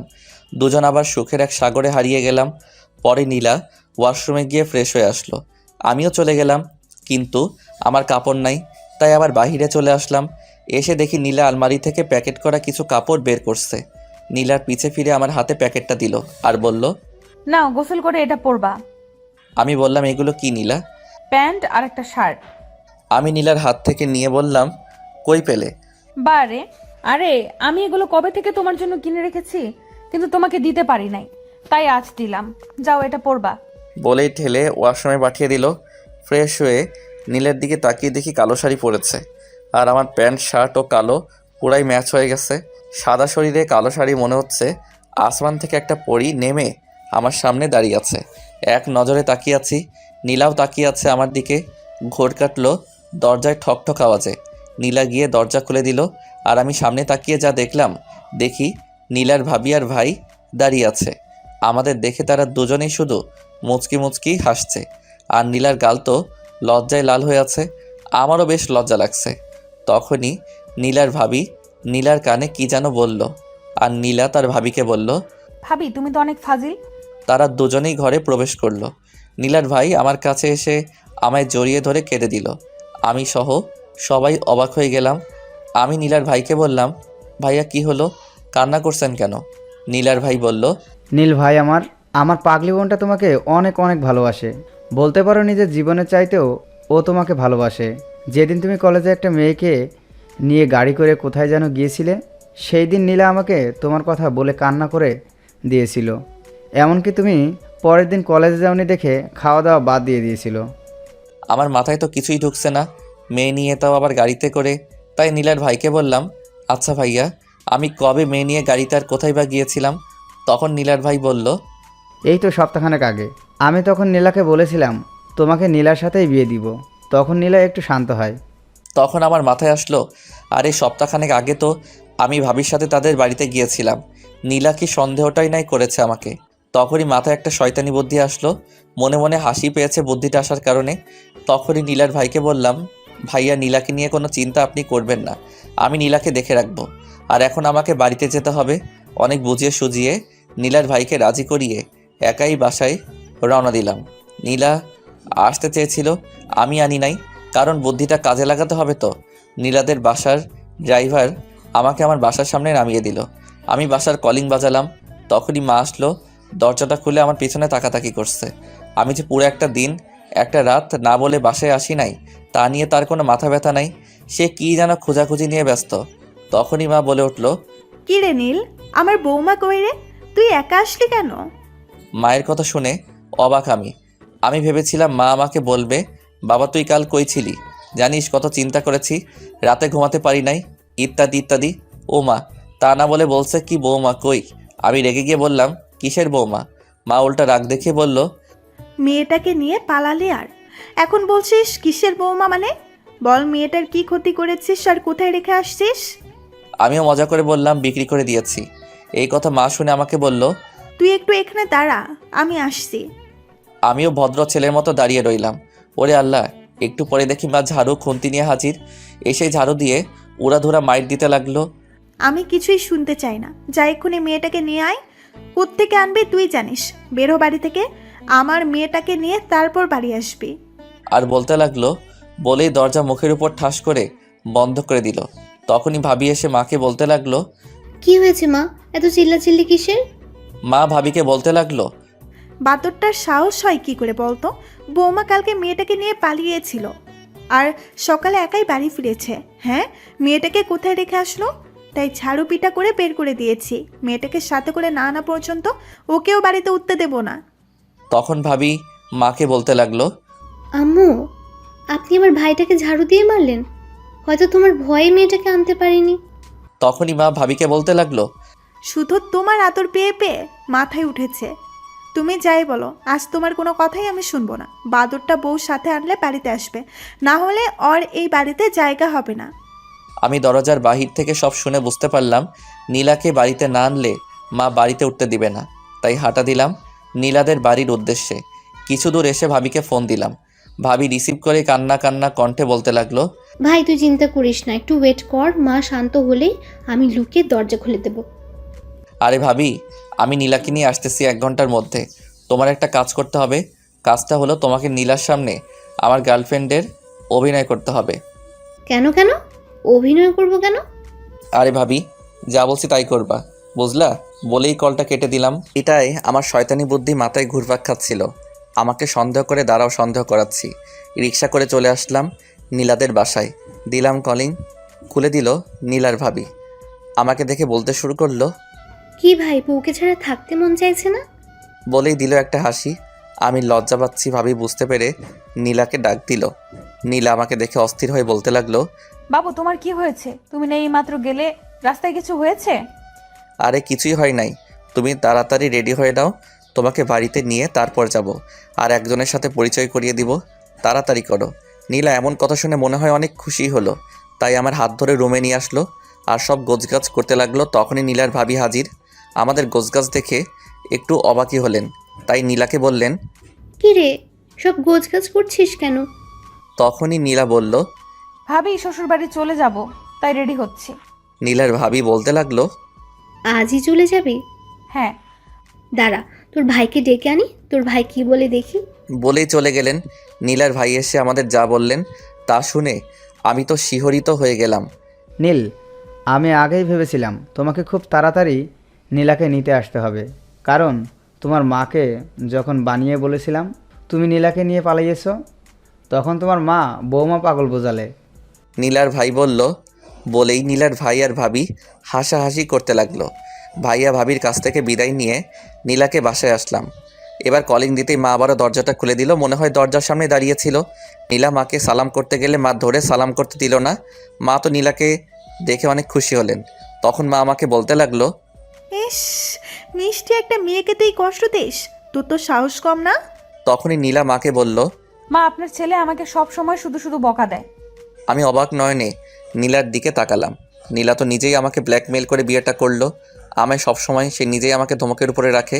যেদিন থেকে আমার আর নীলার দেখা চিন্তা ভাবনা এই মেয়েকে, ঠিক তখন থেকেই আমার উপর অধিকার খাটায়। আর এই মেয়ে মাকে বলছে আমি নাকি সবসময় বকা দেই। কি মিথ্যুক রে! নীলার কথা শুনে মা আমার 14 গোষ্ঠী উদ্ধার করতে লাগলো। আর নীলা মিটমিট করে হাসতে লাগলো। তখন দেখি ভাবি এইদিকে আসছে। আমি ভাবিকে চোখের ইশারা দিয়ে আমার রুমে যেতে বললাম। ভাবিও মুচকি একটা হাসি দিয়ে আমার রুমের দিকে হাঁটা দিল। নীলা ভাবিকে দেখে নাই এখনও। মা নীলাকে ভিতরে নিয়ে আগেই খাবার টেবিলে বসালো আর মা নিজ হাতে নীলাকে খাইয়ে দিতে লাগলো। আমাকে অবশ্য মা খেতে বলেছিল। আমি না খেয়ে রুমে চলে আসলাম। এসেই ভাবিকে কি করতে হবে বলে দিলাম। আমি বারবার দরজা দিয়ে উকি দিয়ে দেখতে লাগলাম নীলা আসছে কিনা। নীলা আসছে বুঝতে পেরে ভাবিকে বললাম, ভাবি অভিনয়টা শুরু করে দাও। ভাবিও শুরু করে দিল। তখন ভাবি আমাকে বলতে লাগলো। সোনা, তুমি কালকে কোথায় ছিলে? জানো আমি তোমার জন্য কত চিন্তা করেছি। আরে বাবু আর বলো না, কালকে এক পেতনি আমাকে জোর করে তুলে নিয়ে গিয়ে বিয়ে করেছে। তুমি একটু চিন্তা করো না কেমন? 6 মাস পরে ওকে ডিভোর্স দিয়ে তোমাকে বিয়ে করব। কেমন? তুমি আমাদের বাসায় আসলে কখন? এই তো জান, সকালে আসছি আর তোমার জন্য ওয়েট করছিলাম। তুমি যদি আসো, তো তুমি তো এসেই গেছো তখনই। নীলা দিল একটা চিৎকার। নীল, এই মেয়েটা কে?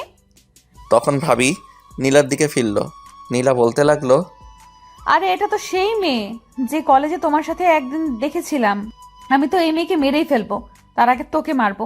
বলেই ভাবির হাত ধরে ঘর থেকে বাহির করে দিল আর দরজাটা লাগিয়ে দিল। দরজা লাগিয়ে আমার এদিক ওদিক কী যেন খুঁজতে লাগলো। তখনই দেখলো পড়ার টেবিলের উপর একটা ছুরি পড়ে আছে। নীলা ছুরিটা হাতে নিয়ে আমাকে আক্রমণ করবে। তখন আমি চোখটা বন্ধ করে নিলাম, কিন্তু অনেকটা সময় পার হয়ে গেল, তাও কিছু করলো না। নীলা আমাকে কিছু করছে না দেখে আমি আস্তে আস্তে চোখ খুলে দেখি ভাবি আর নীলা একসাথে দাঁড়িয়ে মিটমিট করে হাসছে। আর আমি তাদের দেখে বেকুব বনে গেলাম। তখন নীলা একটু শব্দ করে হাসি দিল আর আমাকে বলতে লাগলো। কি গো পিচ্চি, অ্যাক্টিং তো ভালোই পারো। তুমি মনে করেছো আমি এসব দেখে কষ্ট পাবো? না, একদম না। কারণ আমার শাশুড়ি আম্মা আমাকে বলেছে তোমার একটা বড় ভাই আছে এবং তার একটা কিউট মিষ্টি দেখতে বউও আছে, এবং সে তোমাকে ভাইয়ের মতো ভালোবাসে, সেটাও বলেছে। সরি সুইটি ভাবি, ভাবি আমার, আমি তোমাকে সেই দিন কলেজে সন্দেহ করেছিলাম নীলের সাথে দেখে। আরে পাগলি বোন আমার, এটা তো স্বাভাবিক বিষয়। আমি কিচ্ছু মনে করিনি। তুমি আমার এই ভাইটাকে একটু দেখে রাখবা কেমন? একটু বোকা আছে, তুমি চালাক বানাই দিবা। আচ্ছা তোমরা কথা বলে আমি যাই, এখানে থেকে কাবাব মেয়ে হাড্ডি হতে চায় না। ভাবি আপনি এখন একটু যান, এই পিচ্চিটার ক্লাস নিব এখন একটু। ভাবি চলে গেল আর নীলা দরজা লাগাই দিল আর আমার দিকে আস্তে আস্তে আগাতে লাগলো। এই মেয়ের ভাবসাব ভালো লাগছে না, কখন কি করে আল্লাহই জানে। আমি পিছাতে পিছাতে দেয়ালের সাথে ঠেকে গেলাম আর নীলা আমার দুই পাশে হাত দিয়ে দেয়ালে আমার সাথে লেপ্টে দাঁড়ালো। তখন দুজনেরই নিঃশ্বাস ভারী হয়ে যাচ্ছে। নীলা প্রায় মাতালনি হয়ে গেছে। দিল 2 ঠোঁট এক করে, দীর্ঘ সময় ধরে কিস করে শেষে এসে ঠোঁটে দিল একটা কামড়। কি হলো এটা? কামড় দিলা কেন? ভাবির সাথে নাটক করছো তাই এই শাস্তি দিলাম। যাও, তোমার সাথে কথা নাই বলেই খাটের উপর বসে পড়লাম। ব্যাস, নীলা আরও সুযোগ পেয়ে গেল আর আমার কাছে এসে বসলো আর আমার দিকে আর চোখে তাকাতে লাগলো আর মিটমিট করে হাসতে লাগলো। এই বাবু, রাগ করলা নাকি? না, আমি রাগ করতে পারি? দাঁড়াও, তোমার রাগ ভাঙাচ্ছি। বলে ধাক্কা দিয়ে খাটের উপর ফেলে দিল। কি আর বলবো, সবসময় খালি রোমান্টিক অত্যাচার করে বুঝলেন। যাক, এক রাউন্ড হয়ে গেল। নীলা আর আমার বিয়ে হয়েছে এটা আমাদের পরিবার ছাড়া অন্য আত্মীয় স্বজন জানে না, তাই একটা বড় করে অনুষ্ঠান করা হলো। সবাই নীলাকে পছন্দ করেছে, করবেই না বা কেন, রূপে গুণে সব দিক দিয়েই পারফেক্ট। আর নীলা এখন মা বাবা ভাইয়া ভাবি সবার নয়নের মণি। ইতিমধ্যে ভাবি প্রেগনেন্ট, তার জন্য সবাই অনেক অনেক হ্যাপি। তো একদিন খাবার টেবিলে সবাই বসে খাবার খাচ্ছি, তখন মা বলে উঠল, কি রে নীল, বড় বৌমা তো খুশির খবরটা শোনালো, তোদেরটা কবে শুনবো? মায়ের এমন কথা শুনে আমার গলায় খাবার আটকে গেল। ভাবি পানি এগিয়ে দিল, এক ঢোকে পুরো গ্লাস মেরে দিলাম। তখন বাবা বলে উঠল, এই সাবিনা, কি বলো এসব? ছেলেটা লজ্জা পেয়েছে, কখন কি যে বলো না। তখন নীলার দিকে তাকিয়ে দেখি মহারানী লজ্জায় লাল নীল আকার ধারণ করতেছে। নীলা কোনো রকম খাবার শেষ করে দিল একটা দৌড়, আমিও দিলাম দৌড়। এক দৌড়ে ঘরের বাহিরে চলে আসলাম। বন্ধুদের সাথে আড্ডা দিয়ে সন্ধ্যার দিকে বাসায় আসলাম। এসে রুমে ঢুকে দেখি নীলা নাই, তার মানে মা আর ভাবির সাথে রান্না করছে। তাই মোবাইল নিয়ে ফ্রি ফায়ার ওপেন করে খেলতে লাগলাম। খেলতে খেলতে কখন যে নীলা আমার সামনে এসে দাঁড়িয়ে আছে খেয়ালই করি নাই। যখন আমার কাছ থেকে ফোনটা কেড়ে নিল তখনই টের পেলাম, দেখি মহারানী রাগে গজগজ করতেছে। কারণটা কি বুঝতে পারলাম না, তাই বললাম, কি হয়েছে, এমন রেগে আছো কেন? তখন লেডি টাইগারের মতো গর্জন দিয়ে বলে উঠল, বিয়ের আগে তো প্রতিদিনই ভাবিকে ফুচকা আইসক্রিম এনে দিতে, বিয়ের পরে আর আনো না কেন? এই রে, আসলেই তো বিয়ের পরে নীলাকে পেয়ে এইসব জিনিসের কথা মনেই নাই। কি ভাবতেছো? যাও আমার আর ভাবির জন্য নিয়ে আসো, গো কুইক। ধাক্কা দিয়ে বের করে দিল রুম থেকে। কোনো উপায় না পেয়ে চলে গেলাম দোকান থেকে আইসক্রিম, ফুচকা, চকলেট এক গাদা বেশি বেশি নিয়ে আসলাম। সবগুলা ওদেরকে জোর করে খাওয়াবো, কত খাইতে পারে এসব অখাদ্য কুখাদ্য। বাসায় ঢুকলাম, তখনই নীলা ডেকে ভাবি রুমে নিয়ে গেল। দেখলাম ভাইয়াও আছে। ভাইয়া আমার হাতে এতগুলো কুখাদ্য দেখে বলল, কিরে এসব কি? আরে ভাইয়া আর বলিও না, আমি নাকি বিয়ের পর থেকে আর কিছু এনে খাওয়াই না, তাই আজকে একসাথে সব খাওয়াবো। তখনই নীলা আমার হাত থেকে সব কুখাদ্যগুলো কেড়ে নিল আর খাওয়া শুরু করে দিল। আমি মনে করেছিলাম খাইতে পারবে না, এতগুলো ওমা দুইজন মিলে খাচ্ছে তো খাচ্ছেই। আমি আর ভাইয়া একে অপরের দিকে তাকাচ্ছি। যাক বাবা, সব সাবার করে দিল, কিছুই রাখে নেই আমাদের জন্য। তখন মায়ের ডাক, সবাই চলে গেলাম। মা রাতের খাবারের জন্য ডেকেছিল, তাই খেতে গেলাম। খাওয়া দাওয়া শেষ করে রুমে আসতেই নীলা আমাকে ধাক্কা দিয়ে খাটের উপরে ফেলে দিয়ে বলতে লাগলো, আমাদের পরিশ্রম করা কম হয়ে যাচ্ছে, তাই না? কিসের পরিশ্রমের কথা বলছো তুমি? ওই তো দুপুরে মাকে বললেন তারা নাতি নাতনির মুখ দেখতে চায়। ওরে ফাজিল মেয়ে, খাবার টেবিলে তো লজ্জায় লাল নীল হচ্ছিলে, এখন সেই লজ্জা গেল কই? আইসে, সেখানে বাবা ভাইয়া ছিল তাই লজ্জা পাইছি, এখানে তো তুমি আর আমি, তাই লজ্জার কি আছে? দাঁড়াও, আজকে দেখাবো মজা। কিচ্ছু পারবা না। কি আমি পারবো না? আজকে গুডে গুডে 3 রাউন্ড মারবো। আমি আর নীলা ঘুরতে বের হয়েছি, দুজনে একটা পার্কের বেঞ্চে বসে গল্প করছি। হঠাৎই নীলা আমার কাঁধের উপর মাথা রেখে পড়ে যেতে রইল। সাথে সাথে ধরে নিলাম, দেখি নীলা জ্ঞান হারিয়েছে। তাই আমি খুব চিন্তায় পড়ে গেলাম, কি হলো এটা, হঠাৎ করে জ্ঞান হারালো কেন? আমার তো এক প্রকার কান্নায় চলে আসলো। আমি কান্নাই করে দিলাম। হঠাৎ একজন লোক এসে বলল, কি হয়েছে মেয়েটার, আর আপনি বা কান্না করছেন কেন? আসলে আমরা ঘুরতে আসছিলাম, হঠাৎ কি হয়ে গেল কিছুই বুঝতে পারছি না, ও জ্ঞান হারাই ফেলছে। লোকটা আমাকে এক বোতল পানি এগিয়ে দিয়ে বলল পানিটা নীলার মুখে ছিটিয়ে দিতে। আমিও লোকটাকে ধন্যবাদ দিয়ে নীলার মুখে পানি ছিটিয়ে দিলাম। তখন নীলা আস্তে আস্তে চোখ খুলল আর আমাকে কান্না করতে দেখে বলল, আরে পাগল, কি হয়েছে, তুমি কান্না করছো কেন? তখন লোকটা বলল, মা তুমি জ্ঞান হারাইছো দেখে ছেলেটা পাগলের মতো কান্না করেছে এতক্ষণ। তখন নীলা বলল, আসলে হঠাৎ করেই আমার মাথা ঘুরিয়ে আমি জ্ঞান হারিয়ে ফেলেছি, কেন এমন হলো বুঝতে পারছি না। লোকটা বলল, তোমরা কি বিবাহিত? নীলা লজ্জা পেয়ে বলল, হ্যাঁ চাচা, আমরা বিবাহিত। তখন লোকটা একটা মুচকি হাসি দিয়ে বলল, বাবা তুমি মামুনিকে ডাক্তারের কাছে নিয়ে যাও, তাহলেই বুঝতে পারবে মামুনি কেন জ্ঞান হারিয়েছিল। বলেই লোকটা মুচকি হাসি দিয়ে চলে গেলেন। আমি আর নীলা হাবলার মতো হয়ে গেলাম। আমি নীলাকে নিয়ে ব্যস্ত হয়ে গেলাম, চলো চলো হাসপাতালে যেতে হবে। আরে পাগল, আমার কিছু হয়নি। আমি নীলার কথায় কান না দিয়ে ওর হাত ধরে হাঁটা দিলাম। পার্কের বাহিরে এসে রিক্সা নিয়ে ডিরেক্ট হসপিটাল।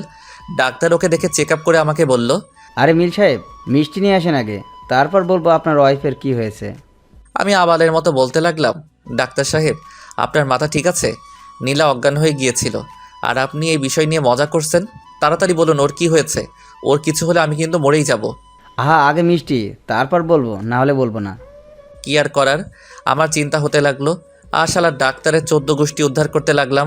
নীলাকে সেখানে রেখেই মিষ্টি আনতে গেলাম। শালার বেটা ঘুষখোর, রোগের কথাটা বললেই হতো আমি টাকা দিয়ে দিতাম, তার আগে মিষ্টি রাখবে। গালি দিতে দিতে মিষ্টি নিয়ে বেটা বজ্জাতের কেবিনে গেলাম। গিয়ে দেখি তারা হাসাহাসি করছে। আর ডাক্তার নীলাকে বলছে, আপনার বড়টা বোকা, একদম বোকা হলেও আপনাকে অনেক ভালোবাসে। আমার মাথায় আরও রাগ উঠে গেল, তাই বললাম, ডাক্তার সাহেব আমায় কি আপনার বোকা মনে হয়? কোন অ্যাঙ্গেলে বোকা মনে হলো? আরে নীল সাহেব যে মিষ্টি নিয়ে আসছেন, আরে আপনি কেন বোকা হতে যাবেন? তো মিষ্টির প্যাকেটটা দিন আমার হাতে। দিলাম বেটার হাতে মিষ্টি। ও মা, বেটা আমায় অবাক করে দিয়ে একটা মিষ্টি আমার মুখে ধরে বলল, ধরেন মিষ্টি খান, আপনি বাবা হতে চলেছেন। কি সত্যি বলছে ডাক্তার, আমি বাবা হব? আরে হ্যাঁ মশাই, আপনি বাবা হবেন। তাই আপনার মিস জ্ঞান হারিয়েছিলেন। ডক্টর সাহেবকে কত কিছু বলে গালি দিছি মনে মনে, বাট এখন খবরটা শুনে বেটাকে আদর করে দিতে মন চাইলো, কিন্তু দিলাম না। বেটাকে মিষ্টি খাইয়ে আমরা বাসায় রওনা দিলাম। রিকশায় বসে নীলার হাত ধরে আছি, তখনই নীলা হাতটা ঝাটকা দিয়ে সরিয়ে নিল। কি হলো এটা? ন্যাকা কি হলো? জুনিয়র হয়ে সিনিয়রকে প্রেগনেন্ট করে দিয়ে এখন ন্যাকা সাজা হচ্ছে? আরে আমার দোষ নাকি? সব দোষ তোমার নিজের। নিজেই সবসময় রোমান্টিক অত্যাচার করে প্রেগনেন্ট হয়ে এখন আমার দোষ দিচ্ছ। দেখি নীলা লজ্জা পাইছে, তখন নীলা আমায় শক্ত করে জড়িয়ে ধরলো, আমিও জড়িয়ে ধরলাম। বাসায় চলে আসছি, কলিং দিলাম, ভাবি এসে দরজা খুলে দিলেন। ভাবির এখন 6 মাস প্রেগনেন্সি চলে, তাই ভাবিকে বললাম, আরে ভাবি তুমি কেন দরজা খুলতে গেলে? আরে ভাই, মাথা গরম করে না, সবাই একটু ঘুমাচ্ছে তাই আমি দরজাটা খুলে দিলাম। তখন ভাবি নীলার হাতে প্রেগনেন্সির কাগজ দেখে বলল। এটা কি দেখি? নীলা কাগজটা হাতে দিয়ে একটা দৌড় মারল। মনে মনে ভাবতে লাগলাম, এখন আমাকে ফাঁসিয়ে চলে গেল। আমি তো লজ্জায় মাথা নিচু করে ফেললাম। ভাবি রিপোর্টটা পড়ে আমাকে বলল, বাহ ভাই, তুমি তো কামাল করে দিয়েছো, সিনিয়র বউটারে শেষমেশ মা বানাই দিলা। আরে ভাবি তুমিও না, বলেই আমিও ঘরে দৌড় দিলাম। ভাবি তো হাসতে হাসতে গড়াগড়ি খাচ্ছে আমায় আর নীলাকে লজ্জা পেতে দেখে। রুমে এসে দেখি নীলা রুমে নাই, বেলকনিতেও নাই, ওয়াশরুমের দরজা বন্ধ। তার মানে ওয়াশরুমে আছেন। আমিও খাটের উপর ধপাস করে বসে পড়লাম। নীলা ওয়াশরুম থেকে বের হয়ে ডিরেক্ট আমার কলার চেপে ধরলো। আরে বাবা কি করছো, ছাড়ো। না ছাড়বো না, লুচু পোলা কোথাকার। এই লুচু মানে? আমি আবার কি করলাম? আইসে, সে কি করছে জানে না। তাই তো, আমি কি করলাম? এই পিচ্ছি, তোমার শরম লজ্জা বলতে কিছু নেই? আছে তো, অনেক লজ্জা আছে, বাট শরম নাই। হা হা হা। আবার বলে শরম নাই। সিনিয়রের প্রেগনেন্ট বানায় দিলা, বলে কি না তার শরম নাই, আবার বলে লজ্জা আছে। তো আইসে নিজে সব কিছু জোর করে করবে আর দোষ দিবে আমাকে। আচ্ছা আমি আর কিচ্ছু করব না, আর তুমিও করবা না, বলেই কলা ছাড়িয়ে খাটের উপর শুয়ে পড়লাম। এই যা, এইটুকুতেই রাগ? দাঁড়া, তোর রাগ বার করছি। শুয়ে চোখ বন্ধ করে আছি, তখনই নীলা এসে সুরসুরি দিতে লাগলো। এই পিচ্ছি, কই যাবা রাগ করো, তাও আবার আমার উপর? সাহস কত বড়, হ্যাঁ? রোম্যান্স করবে কি না তা রাগ করে শুয়ে থাকা হচ্ছে? আরে নীলা কি শুরু করলা? হ্যাঁ, এত সুরসুরি দিচ্ছ কেন? ঘুমাতে দাও, আমার ঘুম পাইছে। কি তোমার ঘুম পাইছে? এইদিকে ফিরো প্লিজ, রাগ করো না, এই যে কানে ধরছি। তা কানটা কার ধরেছেন, আমারটা না আপনারটা? আরে পিচ্ছি বর, বোঝো না কেন? হ্যাঁ, যেটা তোমার সেটা আমার, আর যেটা আমার সেটা তো আমারই। তবে রে দাঁড়াও, মজা দেখাচ্ছি, বলেই জড়িয়ে ধরলাম। আমি জানি তুমি এখন কি চাচ্ছ। তা কি চাচ্ছি? দিব? মানা করছি কে? না পরে আবার আমারই দোষ হবে, তাই দিব না। এই যা শয়তান পোলা, তোর কিচ্ছু দেওয়া লাগবে না, আমি নিজেই নিতে পারবো। কি লুচু মেরে বাবা, বলে কিনা নিজেরটা নিজেই নিতে পারবে। কি লুচু বললো তো? এখন তো এই লুচুগিরি করতেই হয়। দিছে কিস করে। আমি ইচ্ছা করে রেসপন্স দিচ্ছি না দেখে মাথার চুল ধরে টানতে লাগলো, তাও রেসপন্স দিচ্ছি না, তাই ঠোঁটে এবার দিল কামড়। আমি হেরে গেলাম, রেসপন্স না দিলে ঠোঁটটাই ছিঁড়ে ফেলবে কামড়ে, তাই আমিও রেসপন্স দিতে লাগলাম। কিছু সময় পর ছেড়ে দিয়ে হাঁপাতে হাঁপাতে বলতে লাগলো, কি বলছিলাম না, নিজেদেরটা নিজেই আদায় করে নিব। বলে লজ্জা পেয়ে বুকে বুক লুকালো। পাগলি একটা। শুধুই তোমার পাগলি। আমারই তো, আর কারো হতেই দিতাম না। পাগল একটা। শুধুই তোমার। এইভাবে খুনসুটি হালকা দুষ্টুমিষ্টি ঝগড়ার মাঝে কেটে গেল 8টা মাস। আজ নীলার ডেলিভারি ডেট, তাই নীলাকে নিয়ে হাসপাতালে যাচ্ছি। নীলাকে যখন অপারেশন রুমে যাওয়া হচ্ছিল তখন পাগলিটা অনেক কান্না করছিল। এই নীল, আমার না অনেক ভয় করছে, প্লিজ তুমিও ভেতরে চলো না। এই পাগলি, কিচ্ছু হবে না, দেখো। না, আমি শুনেছি ডেলিভারির সময় নাকি অনেকেই মারা যায়। চুপ, একদম চুপ, একদম উল্টাপাল্টা কথা বলবা না। তোমার কিচ্ছু হবে না। তোমার কিছু হলে আমার কি হবে বলো? আমার কেন যেন মনে হচ্ছে আমি হয়তো আর বাদ। বললাম না তোমার কিছুই হবে না। তুমি আমায় কথা দাও তুমি ফিরে আসবে। কথা দাও বলছি। তুমি ফিরে না আসলে যে আমিও মরে যাব। এই না প্লিজ, তুমি মরার কথা বলো না। আচ্ছা আমি কথা দিচ্ছি আমি ফিরে আসব। ডাক্তার নীলাকে ভিতরে নিয়ে গেল। আমি বাহিরে নীলার জন্য ছটফট করতে লাগলাম। মনের মধ্যে ভয় শক্ত করে বাসা বাঁধতে শুরু করলো। আল্লাহকে ডাকতে লাগলাম, হে আল্লাহ, তুমি তো জানোই নীলাকে ছাড়া নীল একদম অসম্পূর্ণ। প্লিজ আল্লাহ, এই পাগলিটাকে আমার জীবন থেকে কেড়ে নিও না। তখনই ভিতর থেকে বাচ্চার কান্না ভেসে আসতে লাগলো। কিছু সময় পর একজন নার্স বাচ্চাটাকে নিয়ে বাইরে আসলো। আমি ছুটে তার কাছে গেলাম। নার্সটা হাসি মুখে বলল, আপনার ছেলে হয়েছে। নার্স, নীলা নীলা কেমন আছে? ও সুস্থ আছে তো বলেন প্লিজ। আরে ব্যস্ত হইন না, ডাক্তার বলতে পারবে। আমি ভিতরে যাব, নীলার কাছে যাব। যাবেন তো, একটু সময় পর। বলেই নার্সটা ভিতরে গিয়ে দরজাটা লাগিয়ে দিল। তখন আমি আমার ছেলের দিকে তাকালাম। মা, বাবা, ভাইয়া, ভাবি সবাই আমাকে ঘিরে ধরেছে আমার ছেলেকে দেখার জন্য। ছেলেটা একদম তার মায়ের মতোই কিউটের ডিব্বা। তখনই মা আমার ছেলে নিতে নিতে বলল, দে আমার নাতিকে আমার কোলে। ছেলেটাকে তার দাদির কোলে দিলাম। তখনই ডাক্তার বের হলেন মুখটা ভারী করে। তার মুখ ভার করা দেখে আমার কলিজা কেঁপে উঠল। আমি গিয়ে ডাক্তারের হাতটা চেপে ধরলাম। ডাক্তার সাহেব, আমার নীলা কেমন আছে? নীলা ঠিক আছে তো? আসলে মিস্টার নিলাই, আমি কি যে বলবো আপনাকে। আমার জান যায় যায় অবস্থা ডাক্তারের কথা শুনে। আপনি সরেন, আমি নীলার কাছে যাব। বলে একদরে নীলার বেডের পাশে দাঁড়ালাম। দেখি চোখ বন্ধ করে আছে, আমার আত্মাটা বের হবার মতো হয়ে গেছে। চোখ দিয়ে অঝরে নোনা জল গড়িয়ে পড়তে লাগলো। এই নীলা, লক্ষ্মীটি একবার চোখটা খোলো প্লিজ। আমাকে এভাবে ছেড়ে যেতে পারো না তুমি। এই নীলা, তুমি না আমায় কথা দিছিলা আমাকে ছেড়ে যাবা না? প্লিজ চোখটা খুলো। বাহ, তুমি তো বেশ বেইমান হয়ে গেছো। কথা দিয়ে কথা রাখো না। কেন বেইমানিটা করলে আমার সাথে? বলে বেডের সাথে কপাল থেকে নীরবে কান্না করতে লাগলাম। কিছু সময় পর মাথায় কমল স্পর্শ পেলাম। এই স্পর্শটা আমার অনেক পরিচিত। হ্যাঁ, এটা নীলার স্পর্শ। নীলার মুখের দিকে তাকিয়ে দেখি মিটমিট করে হাসছে। এই পাগল, এইভাবে কেউ কান্না করে? আমার কিচ্ছু হয়নি। আমি যে আমার পিচ্চি পাগলটাকে কথা দিয়েছিলাম আমি ফিরে আসবই। তোমার সাথে একটু মজা করার জন্যই তো ডাক্তারকে মিথ্যা বলতে বলেছিলাম। তখনই যেন আমার মধ্যে আত্মাটা আবার প্রবেশ করলো। সাথে সাথে পাগলিটাকে জড়িয়ে ধরলাম আর মুখে কপালে গালে হাজারো ভালোবাসা এঁকে দিলাম। এই পিচ্চি কি করছো? দেখো দরজায় কারা দাঁড়িয়ে আছে। তাকিয়ে দেখি মা, বাবা, ভাইয়া, ভাবি, ডাক্তার সাহেব, নার্স সবাই দাঁড়িয়ে চোখের পানি মুছতেছে আর মুচকি মুচকি হাসতেছে। মা এসে বলতে লাগলো, কিরে শয়তান মেয়ে, আমার এইভাবে আমাদের কষ্ট দিতে তোর ভালো লাগে তাই না? আমি তোমাদের কষ্ট দিতে চাইছি নাকি? আমি তো দেখতে চাইছি আমার পিচ্চিটা আমাকে কতটা ভালোবাসে। তা কি দেখলি তোর পিচ্ছি কিরকম ভালোবাসে তোকে? ফাজিল মেয়ে আমার। অনেক অনেক অনেক ভালোবাসে আমায়। তা আমার বাবুই সোনা কই, আমার কাছে দিবা না নাকি? ভাইয়া বলল, এই যে আমার আব্বু তো আমার কোলে। নীলার কাছে দিতে দিতেই বলল। তখনই ভাইয়ার মেয়ে কান্না শুরু করে দিল। ওই যে দেখো আমার ছোট মামুনি আবার কান্না করতে লাগলো। মামুনিকে কোলে নেই এখন। ভাইয়ার মেয়ের বয়স 1 বছর। নীলা ছেলেটাকে কাছে নিয়ে আদর করতে লাগলো। এইভাবে কেটে গেল আরও 4টা বছর। আমাদের ছেলের বয়স আজকে 4 বছর পূর্ণ হলো। জন্মদিনের সব আয়োজন শেষ করে আমরা গল্প করতে বসেছি। তখনই অভ্র, মানে আমার ছেলের নাম, আর শ্রাবণী মানে ভাইয়ার মেয়ের, দুজনে আমাদের সামনে এসে বলতে লাগলো, বাবাই বাবাই, আমি শ্রাবণী আপুকে ভালোবাসি, শ্রাবণী আপুকে বিয়ে করব। হ্যাঁ মাম্মাম, তুমি তোমার ছেলের সাথে আমাকে বিয়ে দিয়ে দাও, আমি অব্রকে ভালোবাসি। এদের কথা শুনে আমাদের সবারই চোখ বড় বড় হয়ে গেল।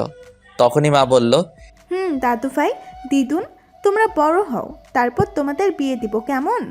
আচ্ছা দিদুন, আমরা তাহলে এখন যাই, খেলবো কেমন? আচ্ছা যাও। এই তো এইভাবেই কাটতে থাকলো আমাদের সুখের সংসার। সুস্থ থাকবেন সবাই। অবিরাম ভালোবাসা রইল আমার পাঠক পাঠিকাদের জন্য।